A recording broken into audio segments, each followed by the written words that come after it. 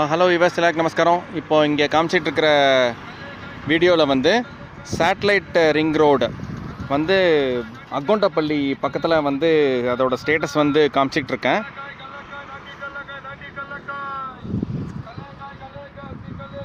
So இதுதான் இந்த road இப்படியே போனோன்னா மைசூர் போயிடும்.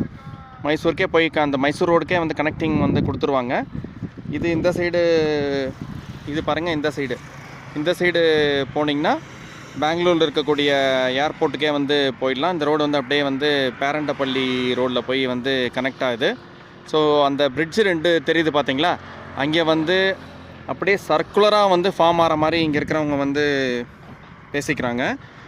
ரொம்ப ஸ்லோவாக தாங்க ஓடுது. டாட்டாஸை விட ஸ்லோவாக தான் இந்த ப்ராஜெக்ட்டு போகிற மாதிரி தெரியுது.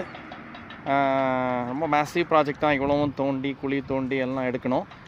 எஸ்டிஆர்ஆர் ரோடை வந்து கீழே விடுற மாதிரியும் இந்த கிளமங்கலம் டு ஒசூர் ரோடு இங்கே காமிக்கிறீங்க இல்லையா, இது வந்து மேலே போகிற மாதிரி தெரியுது. ஸோ அதனாலேயே வந்து ரொம்ப பெரிய வேலை தான்.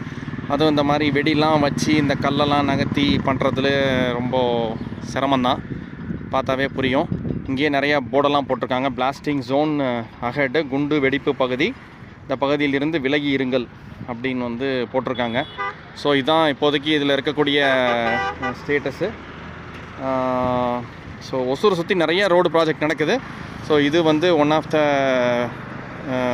கீ ப்ராஜெக்ட் வந்து பெங்களூர் மக்களால் இனிஷியேட் பண்ணி ஓடிட்டுருக்கு, சேட்டலைட் ரிங் ரோடுன்னு சொல்லிட்டு.